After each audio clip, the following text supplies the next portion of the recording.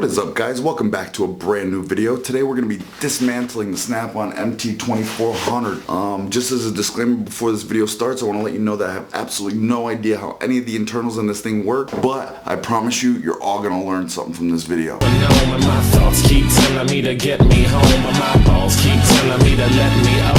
Fuck all that shit, just let me go. Owers and tastemakers make us no chaser. Gets the blood flowing like a fucking pacemaker. Cut the middleman and inhale the vapors. Madman, old 10 Don Drapers. Cut the jukebox on, make the woofers blow. We gon' sit here until all them heifers go. Holler at the tens and spend a little dough. Not on them, no, they can buy their own drinks. Take that work week off, 5 days in the bucket. Fuck it, you got a boss who's a jerk who doesn't. Okay, so as we all know, when this came out, it was an expensive tool. What was it? I think it was $1,700 to $2,000. I could be wrong. If someone knows the exact price, let me know. I looked briefly and couldn't find anything on it, but I do believe it was expensive. But lately, the more and more I use it, I noticed that it's awfully light in weight. And I wonder, like, back then, what can justify its cost? Now, mind you, this one here, I have all the decals and stickers for, but I took them off for a reason, because this is going to be a super custom MT2400 when I am done. So I wonder, I was like, boy, this is really light, you know, to charge $2,000, or we'll say $15,000 to be on the generous side. What's in it? It's so light. So let's find out. So first, we have these rubber sides, okay? These are used as grips, and they also serve another purpose as to protecting what's under them. Now on the one side, you have the two batteries. Now these are D batteries. Alright, and these are half of the weight of the tool itself. Believe it or not, like these actually weigh, these two batteries weigh just as almost as much as the tool. Now under the left grip, without the grip, yeah, the batteries weigh the same.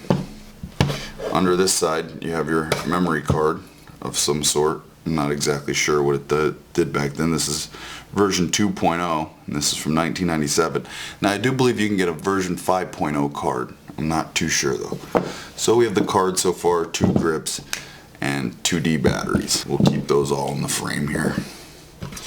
Okay, so up top, you'll see your ports.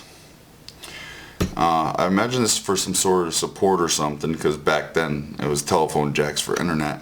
And this looks to be like an S-video. I have the labels off, so I'm not 100% sure. Okay, in the front, as you see, we have our rubber buttons on, off, backlight, which was cool that it had, yes and no, and then your scroll wheel. And on the back, there's nothing. Alright, we have 5 screws on the back, which are Phillips head. So let's start with those.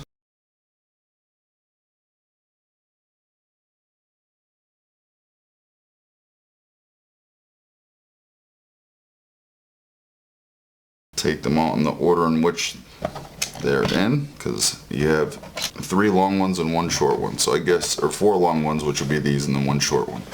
So now we will remove the back cover gently, lightly. Okay, so here, as you can see, we have the main board, the connections and everything. I'm not by any means electrical savvy like say AVE is.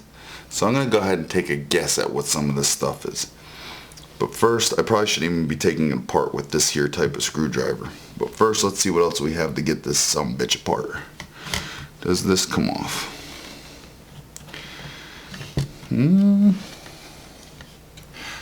Let's see here. Okay, this does remove. Alright. So now we have that. Here's the pin for the wheel. So we have our board. We have our rubber buttons.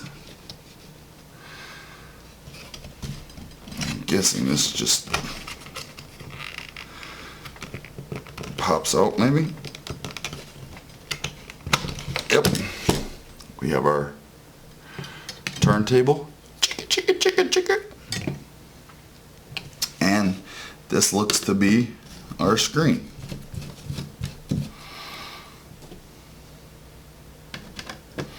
Now note that I did not shock myself before I did this to get the electric charge from me rubbing my socks across the floor out of me. So at any time I could probably possibly fry this. So kids, do not try this at home. I am an untrained professional. So now we have ours, and there's our screen. Now let's note the orientation in which this came out so we don't put it in upside down. Okay, actually you can't put it upside down because you have your prongs right there. So that is it. That's what we have for the inside. We have our top and bottom shell, we have our screen, our main motherboard, our wheel, rubber buttons, grips, and memory card. Now, okay, so we have the screen here. As you can see, this is a 32-inch 4K screen. It has 18 HDMI ports, 1 S-Video, 2 VGA ports, and a partridge in a pear tree. So that's what we got for the screen.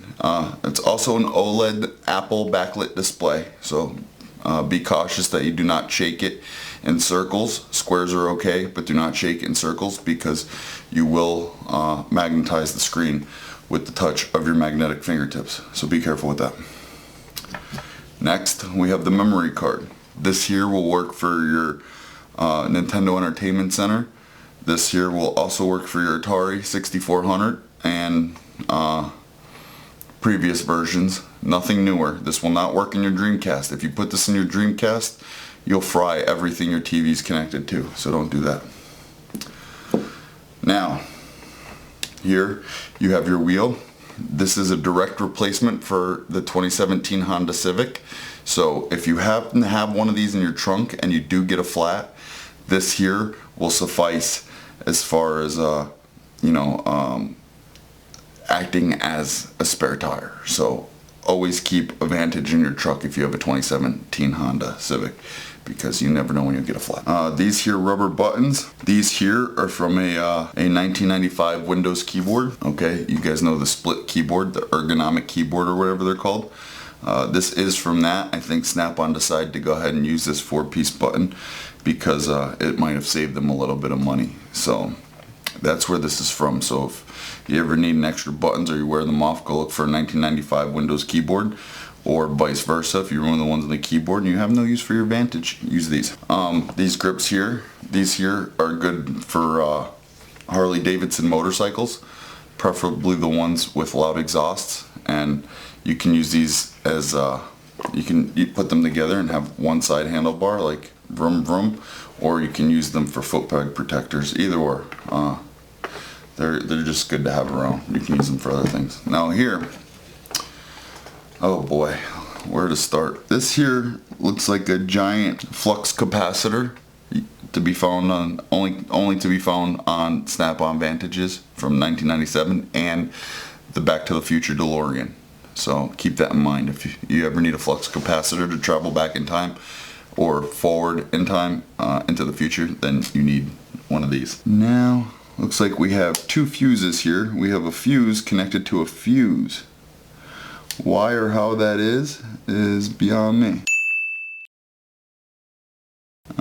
Like on a serious note, I do not know if this fuse is supposed to be touching that fuse. It's got its own line on the board. I'll try and show you guys. It's got its own wire on the board, but yet it's still, let me see. It's got a line right there. You guys can't see it. Sorry about the lighting. Come on, focus. This damn thing doesn't want to focus for shit. So, yeah, as we can see, at the end of the day, is this a speaker? That there actually looks like it can be some sort of speaker or something. I don't think it beeps or anything though. It might beep. I don't know. But if it does, I assure you that's where it comes from. That there is a 1-inch subwoofer made by Kenwood. Now, since Kenwood recently bought out Alpine and Rockford Fosgate, this is going to be a Kenalp Fosgate speaker, okay, 1-inch amp. Kenalp Fosgate 1-inch speaker. So keep that in mind because this little fucker will blow your eardrums out, okay? Now, this part here, what you want to do is if you have a fork, bend the 4 forks, okay, and then stick them in there when the batteries are connected. And what that does is it turns this into a Varus, okay. So if you want to save yourself $12,000, just use a fork, and then you're good to go. And once the fork is connected, you then run a negative wire from here to the battery, and then touch the other end of the fork to the positive battery terminal. This one will go to ground, the fuse will go to ground, and then the end of the fork will go to the positive battery terminal. So that's it in a nutshell. This is what you got for $1,500. Pretty diverse unit when you think about it. I mean, you have Nintendo and Atari memory card, right? Then you have your 2017 Honda Civic wheel, your Harley Davidson left or right hand grip or foot peg covers. You have your 4K TV here, and what else? You got your shell. This is just what it is. There's no special use to this. This is a snap-on Varus shell, and that's that. I really hope this video was informative to you guys. And if you have any questions about anything you saw here today at all, you just let me know, and I will get back to you and answer them.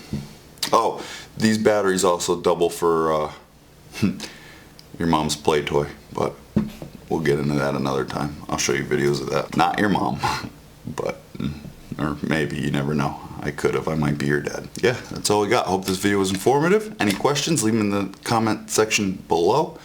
Or I don't know which way this video is going, so let me know. Hope you guys enjoyed.